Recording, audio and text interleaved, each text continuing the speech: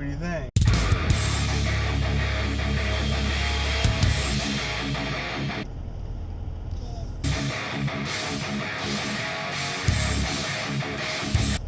Good.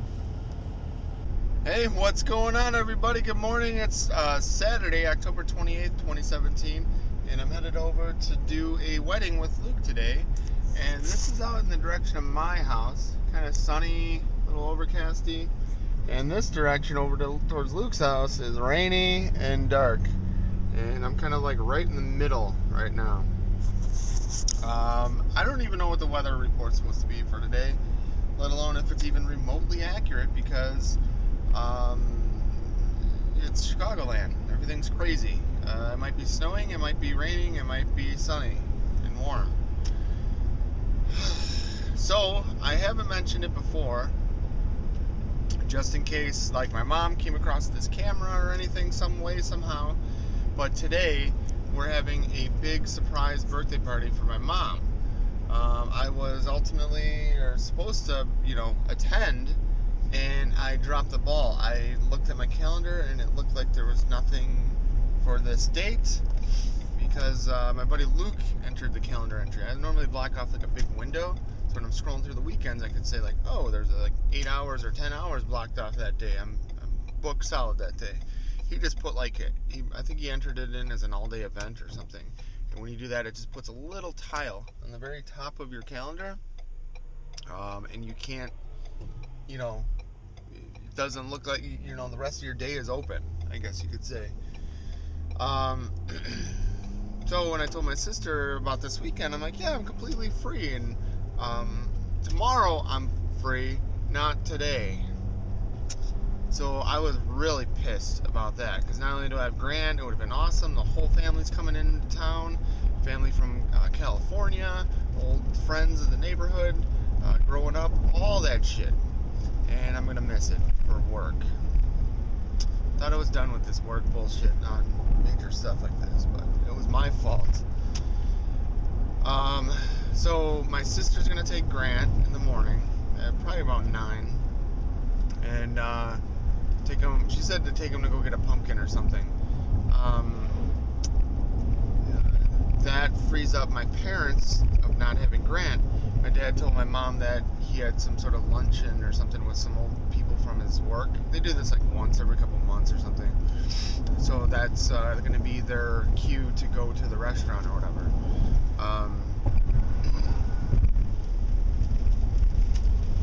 So yeah, so that way, it shouldn't be none the wiser, but we'll see how it goes. Yeah, look at now it's raining. Might not show up on the window, but yeah, it's raining as I travel west. Aw, poor horsies out in the rain.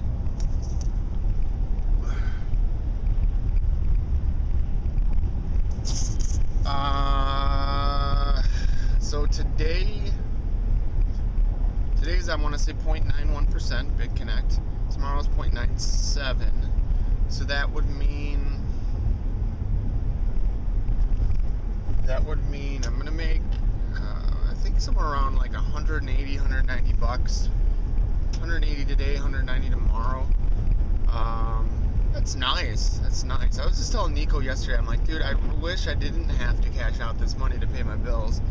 And then if I was doing like compounding interest, holy shit, that'd be amazing.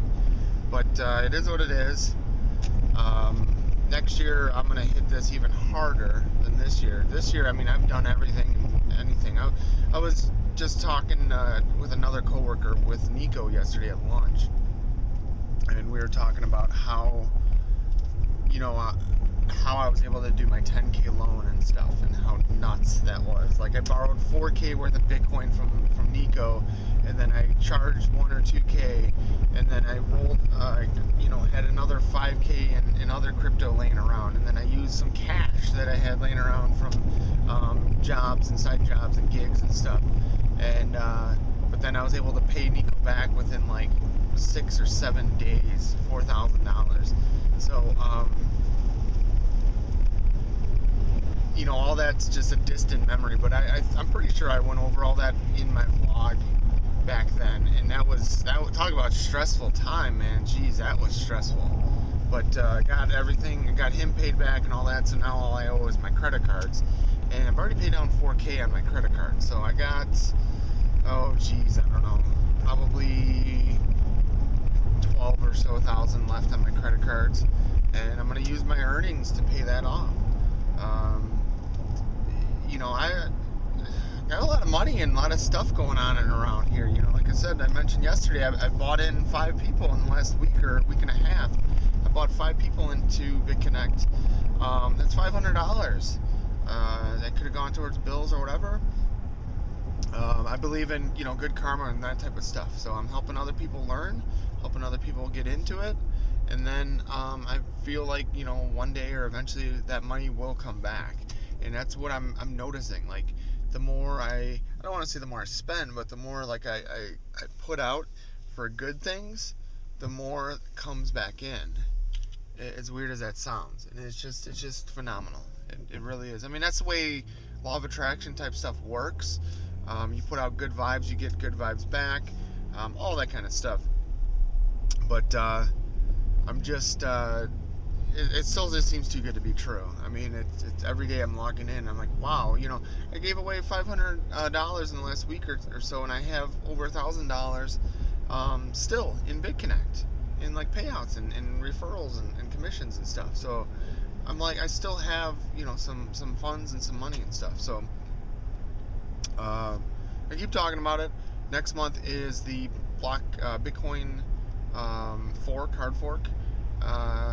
Still planning on just holding my earnings. I don't know, I might just get froggy and say fuck it, cash out my shit, pay off some more bills, and then relax a little bit more, because as it like gets paid down more and more, I'm just like, good. You know, Vicky's got a lot of bills and stuff, so she got started yesterday with BitConnect with a $100 loan. Today will be her first payout. She's gonna make 91 cents. After tomorrow, she's gonna have almost a 2% return on her initial investment. You know, what's a bank? At most, maybe 3% interest, and that's over a year. She's gonna make that in like 3-4 days, 3%. You can't beat the model, guys. I'm telling you. Check it out. Look into it, because the shit is awesome. Yeah, so I don't know, I was just talking to different people, and I said, you know, guys, if you ever want to get, you know, more funds into or more loans going, let me know. I might have some crypto that I'll sell you, and then you don't have to go through Coinbase and all that stuff. Just hand me some cash, and I'll transfer it over to you. However, whatever you want to do for it, just let me know. That's kind of how I got started too, a little bit here and there. I was buying crypto from people, or, you know, well, I was also mining it too.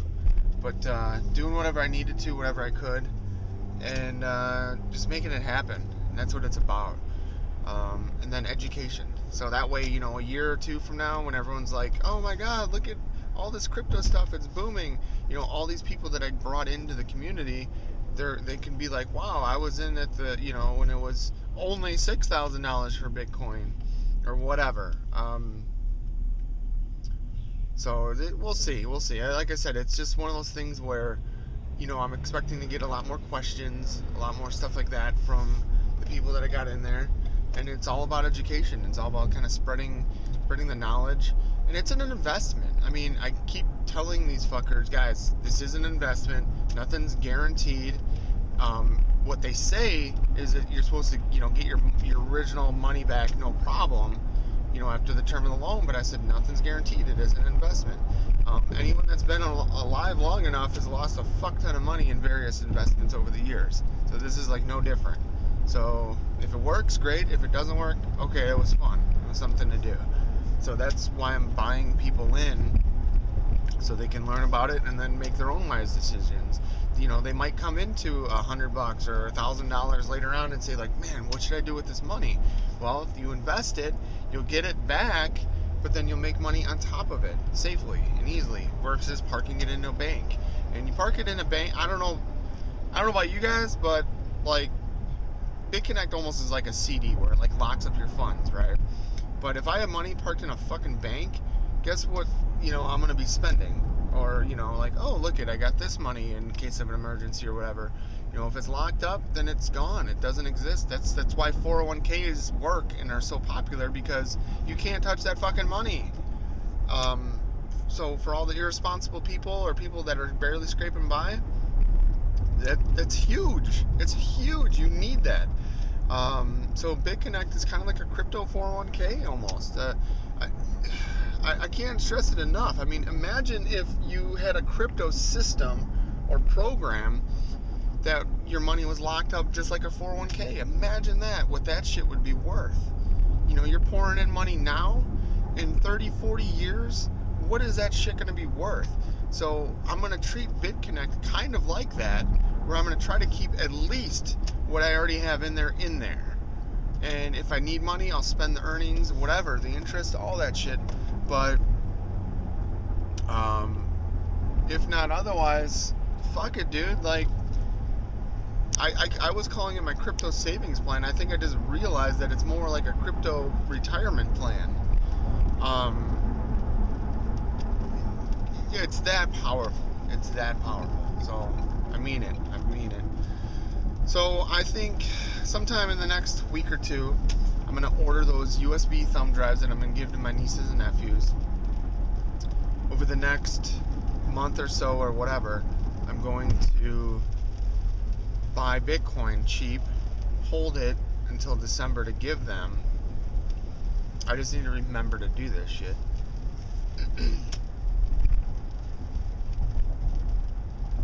And then teach the kids about this stuff. I mean, imagine being a kid and doing this until they're my age. 20 years, 25 years. Insane. The amount of wealth that I've generated in like a little over a year blows my mind. You know, and it took me a little bit of an initial investment with my mining, my first mining rigs and all that. But damn, dude, that is like so far out of my mind that like I don't miss. That was all my that was my entire savings. That was how I got into it. And yeah, so stay tuned for more. All right, so we already went at the we went to the salon, Mario Chicochi, Estee Lauder, and I'm here. 6 miles. Turn left on North Waukegan Road. I'm here with Wild Strawberry Strothman. He had some pumpkin pancakes this morning. Pumpkin pancakes. All right, headed over to the church here.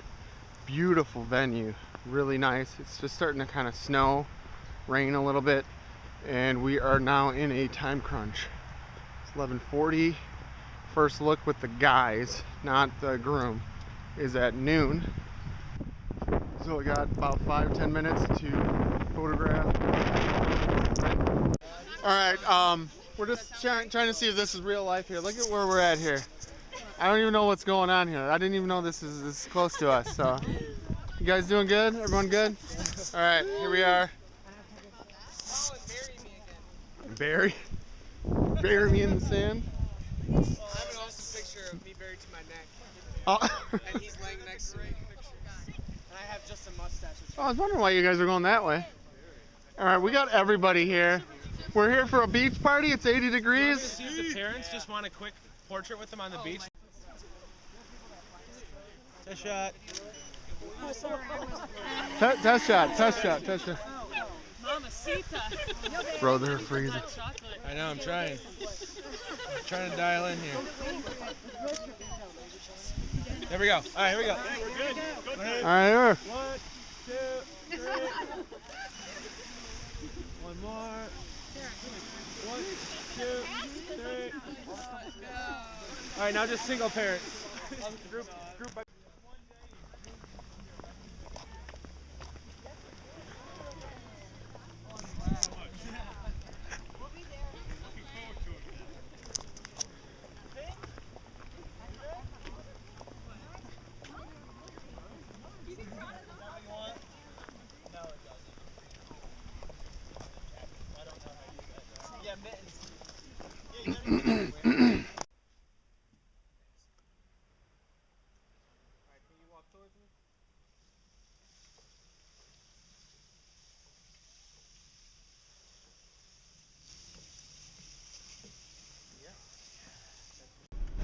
Alright, so far so good. We got a lot of really good stuff.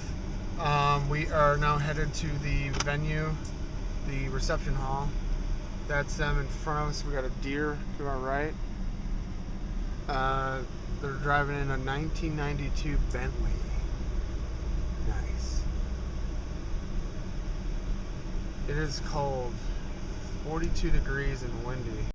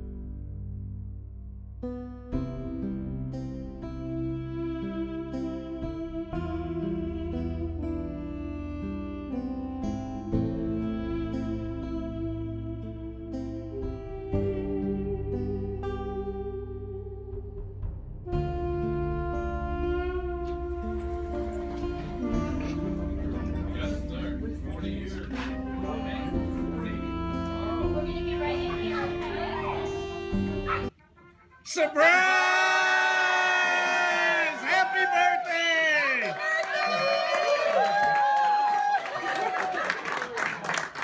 Happy birthday!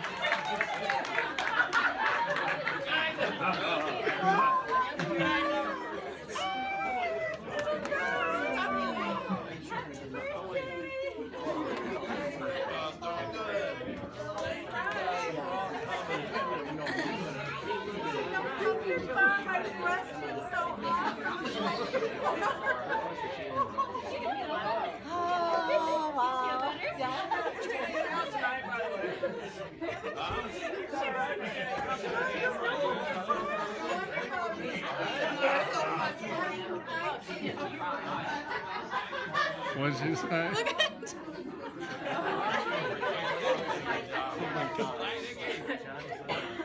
No wonder Bobby was cleaning up so much.